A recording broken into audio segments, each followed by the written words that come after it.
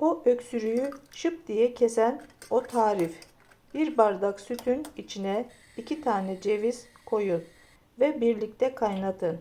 Biraz ılıyınca için sütü. Cevizleri de tüketin. Boğazınızdaki gıcık, öksürük geçecektir. Öksürüğü olan varsa şimdiden geçmiş olsun. Aklınızda bu yöntem bulunsun. Kaydedin, lazım olur.